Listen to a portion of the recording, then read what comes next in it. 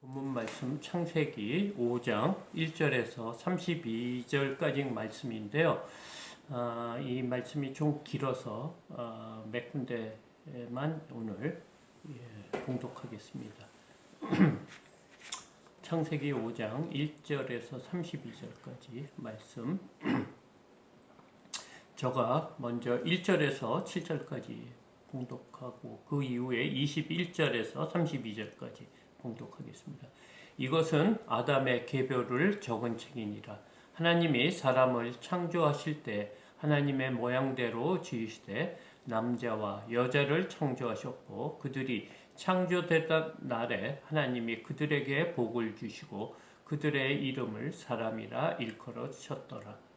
아담은 130세 자기 모양 곧 자기 형상과 같은 아들을 낳아 이름을 셋이라 하였고 아담은 셋을 낳은 후 800년을 지내며 자녀들을 낳았으며 그는 930세를 살고 죽었더라.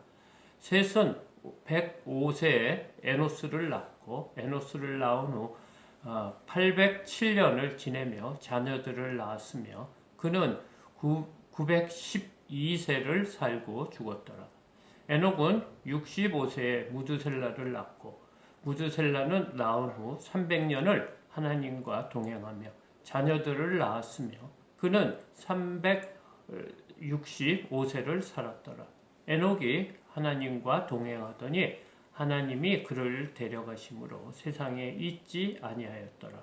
무두셀라는 187세 라멕을 낳았고 라멕을 낳은 후 782년을 지내며 자녀를 낳았으며 그는 969세를 살고 죽었더라. 라멕은 182세에 아들을 낳고 이름을 노아라 하여 이르되 여호와께서 땅을 저주하심으로 수고롭게 일하는 우리를 이 아들이 아니하리라 하였더라. 라멕은 노아를 낳은 후 595년을 지내며 자녀들을 낳았으며 그는 777세를 살고 죽었더라. 노아는 500세 된 후에 셈과 함과 야벳을 낳았더라. 아멘. 오늘 설교 말씀 제목은 족보 속에 숨겨진 구원의 길이라는 말씀으로 은혜를 나누고자 합니다.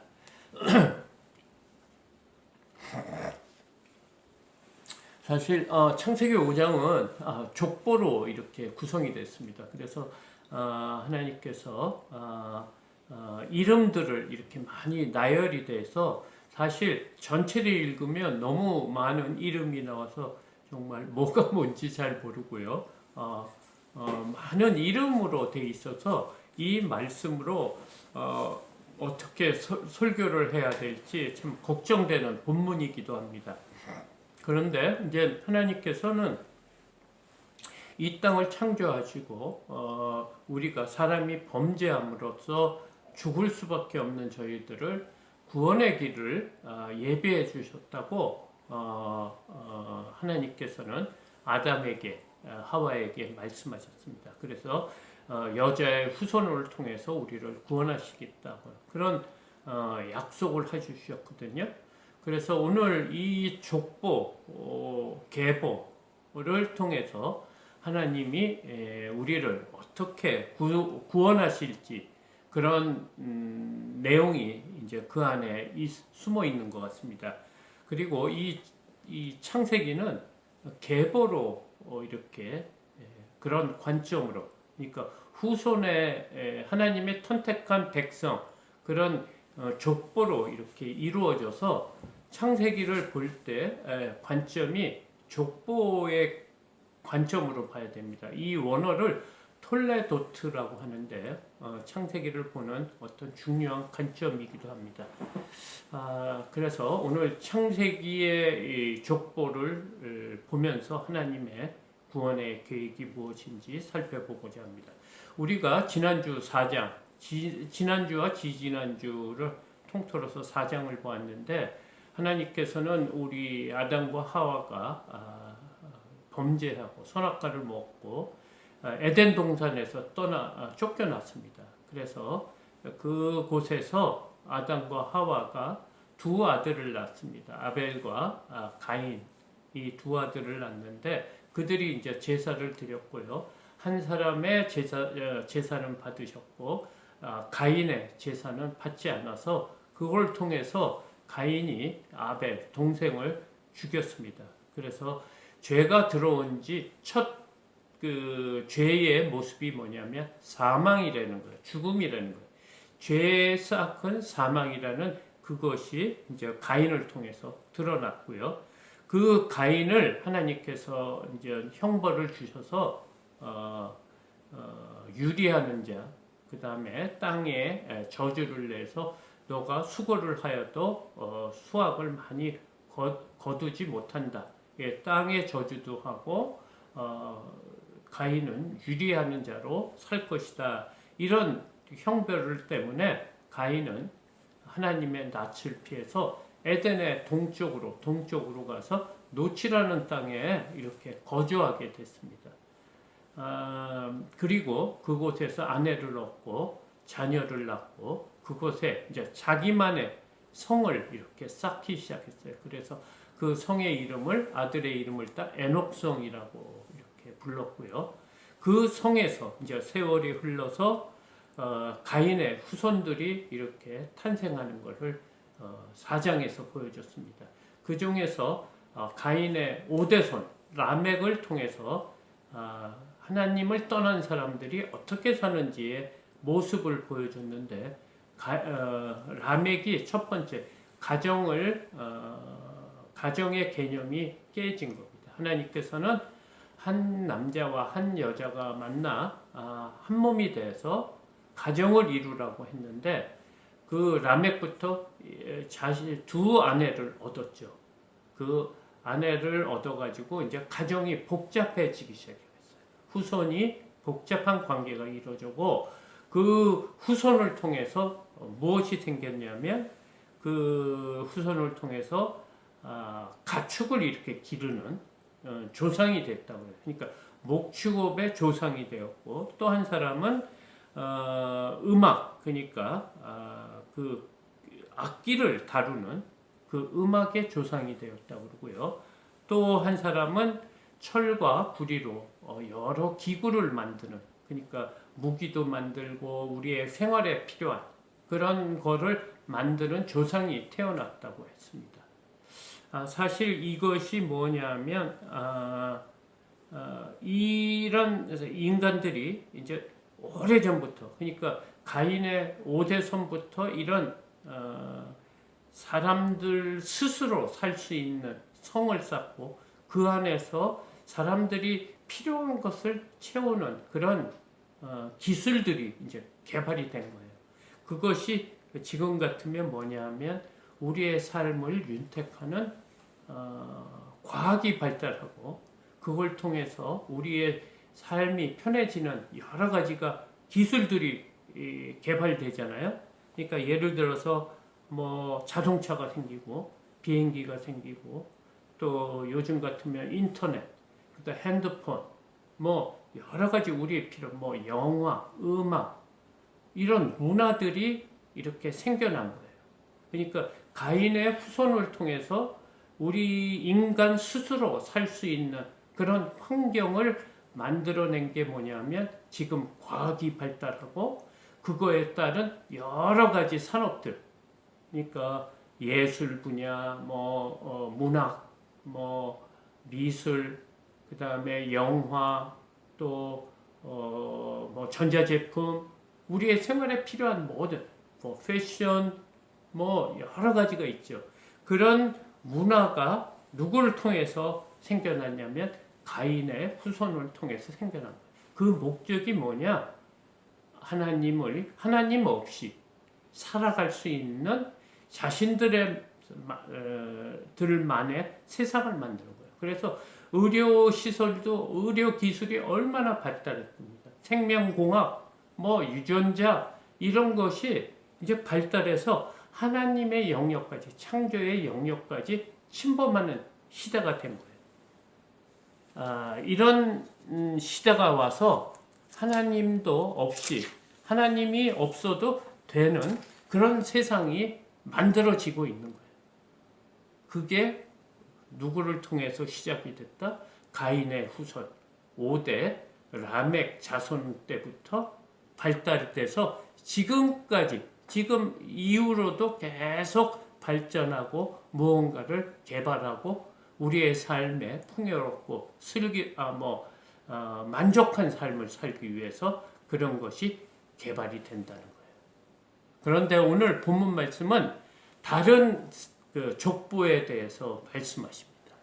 그 족보가 아담의 자손이 누구냐? 셋 자손을 통해서 오늘 노아까지 10대손까지 오늘 말씀하시는 게 오늘 본문 말씀입니다. 그래서 1절과 2절을 보겠습니다. 이것은 아담의 계보를 적은 책이니라.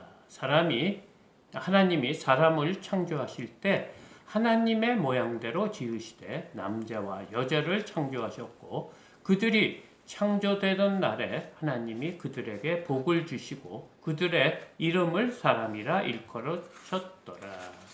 그러니까 하나님께서는 지금 하나님의 족보, 그러니까 하나님이 택한 백성, 아담의 후손이 누구냐를 지금 말하고 있는데 우리가 아는 것처럼 가인과 아벨이 아니라는 거예요. 아벨은 자신이 하나님 앞에 온전히 서고자 하였지만 가인에 의해서 죽었고 가인은 하나님을 떠나 피해서 사는 그런 사람이기 때문에 오늘 하나님께서 누가 아담의 그 후손인가를 적어놓은 게 오늘 5장 말씀이라는 거예요. 그러면서 무엇을 중요하게 했냐면 하나님이 사람을 창조하실 때 하나님의 모양대로 지으셨다. 이런 말씀을 기준으로 해서 하나님의 모양이 뭡니까? 남자와 여자라는 거예요. 남자와 여자가 합쳐져서 하나님의 형상이 된다. 그래서 가정이 남자와 여자가 한 몸을 이루어지는 것이 가정이고 그 가정을 통해서 하나님께서 창조하던 날에 그들에게 복을 주신 게 뭡니까? 생육하고 번성하라는 그런 복을 주셨는데 그런 복을 받은 사람이 누구다? 사람이라는 거예요. 하나님이 택한 백성이라는 거예요. 그래서 오늘 그 말씀을 하시면서 하나님의 형상과 모양대로 지음을 받은 그런 계보가 연결되는 것이 오늘 본문 말씀입니다. 3절에서 8절까지 말씀입니다. 아담은 130세에 자기의 모양 곧 자기의 형상과 같은 아들을 낳아 이름을 셋이라 하였고 아담은 셋을 낳은 후 800년을 지내며 자녀들을 낳았으며 그는 930세를 살고 죽었더라. 셋은 105세에 에노스를 낳고 에노스를 낳은 후 807년을 지내며 자녀들을 낳으며 그는 912세를 살고 죽었더라. 이렇게 지금 족보 얘기를 하는데 어떤 식으로 얘기하냐면 누가 몇 세에 자녀 누구를 낳고 자녀 누가 낳은 후 몇 년 동안 자녀를 낳으며 그는 몇 세에 죽었더라. 이런 식으로 지금 족보 얘기를 하고 있어요. 그러니까 다시 말해서 에노스를 이렇게 본다고 하면 에노스는 90세에 게난을 낳고 게난을 낳은 후 815년을 지내며 자녀를 낳았고 그는 토탈 905세를 살고 죽었다. 그러니까 이 족보에서 지금 말하고자 하는 이 얘기는 수명이 아니고 몇 년 동안 자녀를 낳았느냐 이런 포인트로 지금 족보를 적고 있어요. 그러니까 이 족보의 핵심은 몇 년 동안 자녀를 낳았는가 이렇게 관점으로 쓰고 있습니다. 이 말은 하나님께서 생육하고 번성하라는 그 말씀의 일환입니다. 그래서 이것이 20절까지 7대손 에도까지 이어지고 있습니다. 그래서 누가 누굴 낳고 자녀가 낳은 지 몇 년 동안 자녀를 낳으며 살다가 몇 살에 죽었더라. 이런 패턴을 쭉 이어가다가 오늘 본문 중에 두 사람, 에녹과 노아에 대해서만 조금 이 패턴하고 틀려집니다. 그러니까 하나님께서 오늘 이 본문 중에 특별히 주목할 사람이 누구냐? 에녹하고 노아라는 거예요. 그러니까 이 족보 중에 중요한 사람 에녹과 노아인데 그 에녹에 대해서 먼저 한번 보겠습니다. 21절에서 24절인데요. 21절 보겠습니다. 에녹은 65세에 무두셀라를 낳았고 무두셀라를 낳은 후 300년을 하나님과 동행하며 자녀들을 낳았으며 그는 365세를 살았더라. 에녹이 하나님과 동행하더니 그 하나님이 그를 데려가심으로 세상에 있지 아니하였더라. 그러니까 지금 에녹의 어떤 족보가 조금 틀린 게 뭐냐면 무두셀라를 낳고 300년 동안 자녀를 낳았다고 보통은 얘기하는데 그 사이에 뭐가 들어갔냐면 에녹은 300년을 하나님과 동행하며 자녀를 낳았다고 합니다. 다른 조상들은 그냥 300년을 500년을 700년을 자녀를 낳으며 살았고 그는 몇 년에 죽었다. 그는 몇 년에 죽었더라 했는데 그 에녹은 그는 365세를 살았더라. 그 에녹의 이 족보의 내용에는 죽었더라는 말이 없습니다. 지금 그리고 뭐라고 설명하냐면 에녹이 하나님과 동행하더니 하나님이 그를 데려가심으로 세상에 있지 아니하였더라. 이렇게 두 가지가 에녹의 삶에서 틀립니다. 뭡니까? 하나는 하나님과 동행했다. 또 다른 하나인 것은 하나님이 그를 데리고 세상에 있지 아니하였다. 그러니까 죽음을 맛보지 않고 하나님 나라에 갔다는 것입니다. 그래서 오늘 이 에녹의 삶을 이렇게 얘기하는 우리가 관점을 조금 살펴보려고 하는데요. 에녹이 무두셀라 낳기 전까지는 하나님과 동행했다는 말이 없습니다. 그러니까 무두셀라를 낳고 그 시점부터 하나님과 동행했다고 지금 말을 하고 있는데요.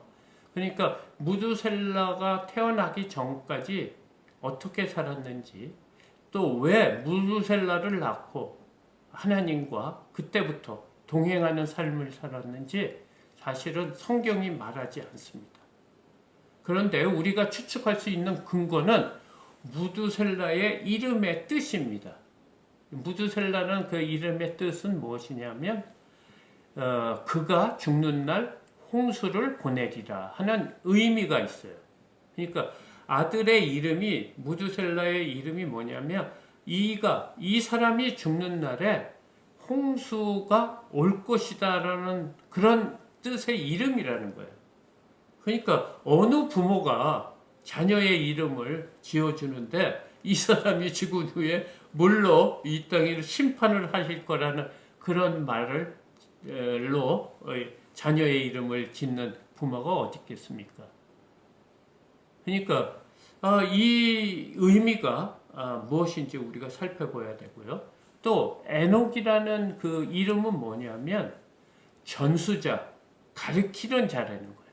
그러니까 에녹 이름과 무두셀라 이름을 합치면 어떻게 되냐면 이 사람이 죽은 후에 물로 심판이 있을 것이라는 것을 가르치는 자.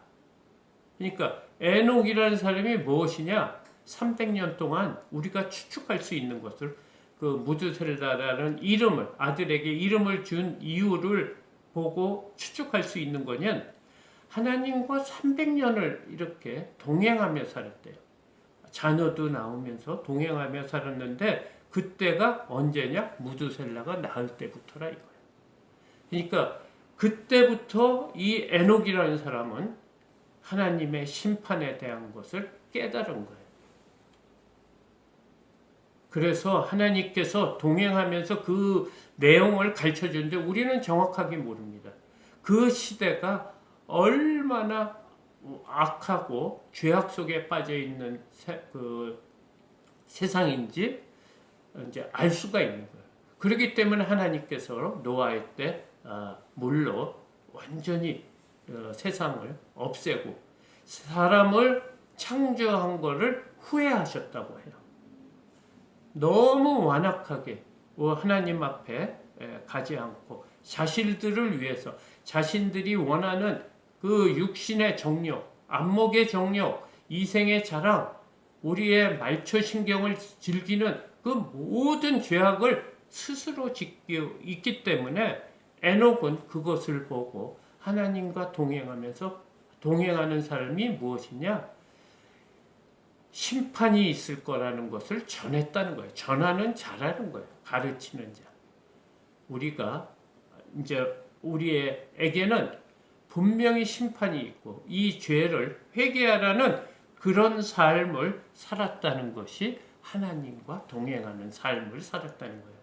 그래서 하나님께서 에녹을 기뻐하셨다고 합니다. 우리가 히브리서 11장 5절 말씀을 보면 이런 말씀이 있습니다. 믿음으로 에녹은 죽음을 보지 않고 옮겨졌으니 하나님이 그를 옮기심으로 다시 보이지 아니하였느니라. 그는 옮기기 전에 하나님을 기쁘시게 하는 자라 하는 증거를 받았느니라. 히브리서에서 이렇게 에녹에 대해서 설명을 하는데 하나님을 기쁘시게 했다는 거예요. 지금 에녹이 하나님과 동행하는 삶을 300년 동안 살았는데 하나님을 기쁘시게 하는 삶이 뭡니까? 회개하는 거예요.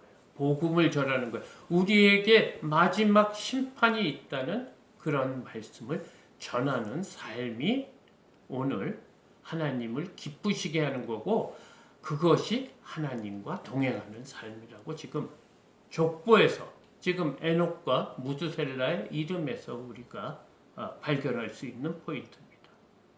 그러니까 우리의 가장 가치 있는 삶, 우리가 이 땅에 살고 있는 이 시간 동안 무엇을 해야지 하나님이 기뻐하시고 우리를 구원의 길로 인도하신다는 것을 지금 에녹을 통해 말씀하시고 있는 거예요.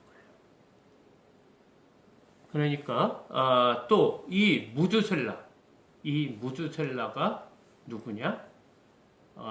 그가 죽은 후에 물로 심판이 있다는 그런 의미가 있다는 거예요. 그래서 25절에서 32절까지 말씀을 한번 마지막 말씀까지 한번 읽겠습니다. 무드셀라는 187세 라멕을 낳았고 라멕을 낳은 후 782년을 지내며 자녀를 낳았으며 그는 969세를 살고 죽었더라. 지금 무드셀라가 이 땅에 산 사람 중에서 가장 오래 산 거예요. 965세를 살았다는 거예요. 그리고 라멕은 182세에 아들을 낳았고 이름을 노아라 하여 이르되 여호와께서 땅을 저주하심으로 수고롭게 일하는 우리를 이 아들이 아니하리라 하였더라. 그리고 30절입니다. 라멕은 노아를 낳은 후 595년을 지내며 아들을 낳았으며 그는 777세를 살고 죽었더라. 노아는 500세 된 후에 셈과 함과 야벳을 낳았더라. 지금 무드셀라가 969세까지 산 거예요. 얼마나 오래 살았습니까? 마치 죽지 않을 것처럼 지금 이 시대에 한 10배, 11배를 살은 거죠. 그러니까 꼭 죽지 않을 것 같이 살은 거예요. 지금 무드셀라가 죽은 후에 물의 심판이 있다고 말씀을 했는데 우리가 어저께 저희가 그 자료를 보내드렸습니다. 무두셀라와 노아의 홍수의 시기라는 그런 자료를 보내줬는데요. 정말 소름 돋게 너무 일치하는 거예요. 무두셀라가 죽은 해하고 노아의 홍수가 일어나는 그 시기하고 일치가 되는 거예요. 어떻게 생각하냐면 지금 무두셀라가 187세 라멕을 낳았습니다. 라멕을 낳고 라멕을 통해서 노아가 낳는데 182세에 노아가 난 거예요. 그러니까 그 라멕을 기준해서 노아가 182세에 난 거고요. 그리고 무두셀라는 라멕을 낳고 782년 동안 살았어요. 그러니까 라멕과 노아와 홍수 나는데 노아가 몇 세 홍수가 났냐면 600세 홍수가 났거든요. 그러니까 노아의 나이 600세하고 라멕이 노아를 낳았을 때 182세를 더하면 782세입니다. 그러니까 무두셀라가 라멕을 낳고 782년 동안 살았거든요. 그거하고 라멕이 노아를 낳을 때가 182세와 노아가 600세 때 홍수가 났으니까 782년째예요. 그때 노아의 홍수가 났어요. 그러니까 완전히 일치된 거예요. 그러니까 무두셀라가 죽자마자 하나님께서는 이 땅에 물로 심판을 했다는 거예요. 그러니까 에녹과 무두셀라, 노아 이 세 사람의 이런 뭐라고 그러죠? 이름에 담겨 있는 뜻을 통해서 하나님께서는 이 땅을 어떻게 구원하시겠다 이런 계획들이 있었던 거예요. 지금 우리가 살펴볼 수 있는 것이 지금 에녹을 통해서 무엇을 얘기했습니까? 하나님 앞에 이렇게 올라가는 것, 구원을 받는 그런 희망을 준 거예요. 부활의 몸으로 구원받는 자들이 하나님과 동행하는 삶을 살 때 구원을 받는다는 거고요. 무두셀라가 사는 동안 782년 동안의 삶이 뭐냐? 지금 우리의 삶이라는 거예요. 우리가 살고 있는 삶이에요. 마지막 심판이 있을지 전까지 사는 삶이에요. 782년. 그러니까 그때 우리가 무엇을 해야 되냐? 하나님을 기쁘게 하는 삶, 하나님과 동행하는 삶을 살아야 되는데 그게 무엇이에요? 마지막 심판이 있다는 거예요. 물로 우리를 심판하는 것처럼 마지막 심판 때가 있다고 우리가 그 복음을 전하는 삶이 살아야 된다는 거예요. 그리고 마지막 노아의 방주에 노아를 통해서 우리를 안위하고 구원하신다고 했거든요. 그것이 구원의 방주, 그것이 바로 예수 그리스도라는 거예요. 이 족보 속에 하나님의 계획이 숨겨져 있다는 것입니다. 오늘 말씀이 참 계속 이름으로 구성이 되어 있기 때문에 사실 또 외국 사람이 이르기 때문에 우리의 귀에 이렇게 들어오지 않습니다. 그렇지만 오늘 이 족복 속에서 우리가 기억해야 될 사람은 에녹, 무두셀라, 노아입니다. 에녹을 통해서 우리가 구원을 받는 거예요. 무엇을 구원을 받아? 하나님과 동행하는 삶을 살 때 구원을 이루신다는 거예요. 그것이 뭡니까? 하나님의 복음의 말씀. 예수 그리스도를 통해서 우리를 구원한다는 그 복음을 전하는 삶이 하나님과 동행하는 삶이고요. 지금 이때가 무엇이냐? 무두셀라가 살고 있는 때. 마지막 심판 오기 전까지 우리의 삶이라는 거예요. 그래서 우리가 깨어 있어야 되는 거예요. 그 삶 속에 우리가 어떻게 살아야 될지 지금 에녹을 통해서 하나님께서 말씀하시고 계시는 거예요. 세 번째는 우리를 구원하는 방법이 있다는 거예요. 노아의 방주처럼 하나님께 구원받는 자들은 예수 그리스도를 통해서 구원시킨다는 그 말씀이 오늘 하나님이 택한 족속 셋 자손을 통해서 오늘 노아까지 말씀하시면서 이 구원의 길이 이 족보 속에 숨겨져 있다는 그런 말씀입니다. 오늘 말씀을 마무리하고자 합니다. 말세가 됐을 때 어떻게 된다고 그랬어요? 가인의 후손이 개발한 문명, 문화, 그것이 점점 발달해서 사람의 만족을 위해서 그것이 개발이 된다는 거예요.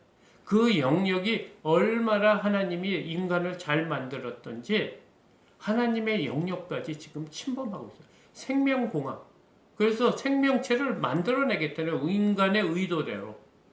그리고 남자와 여자도 구별해서 낳게 하고 여러 가지 하나님의 창조 질서를 지금 깨트리는 그런 기술들이, 과학들이 발달하고 있어요.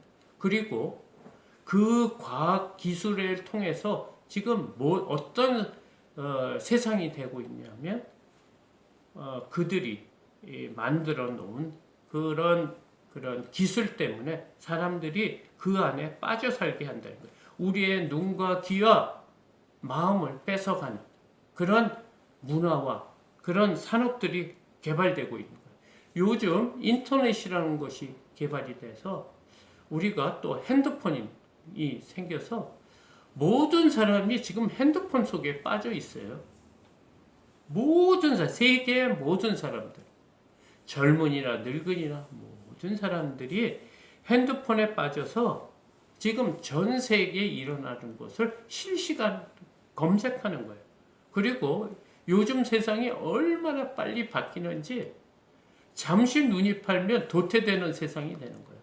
어디 가서 물건 하나도 못 사는 시대가 됐으니까 이 세대에 맞춰 살기 위해서 사람들은 긴장하면서 이 지금 세대가 변하는 것에 집중하며 빠지고 산다는 거예요. 이렇게 이 문화라 문명이 발달되면서 사탄은 이 안에 들어가서 우리가 하나님을 기억하지 못하고 하나님과 동행하지 못하도록 지금 이 세상을 바쁘게 볼 것 많고 해야 될 것이 많은 것처럼 지금 속이고 있다는 거예요. 지금 정보의 홍수 속에 노아의 물홍수처럼 지금 정보의 홍수 속에 우리가 볼 것이 너무 많은 거예요. 그래서 우리의 생각과 마음과 눈을 다 빼앗아 버린다는 거예요. 그래서 우리가 깨달아야 될 것. 우리에게 지금 펼쳐진 풍요로운 삶이 하나님을 멀리하고 하나님과 동행하지 못하도록 만든다는 거예요. 그래서 오늘 본문 중에 22절과 24절에 두 번 에녹에 대해서 말하는데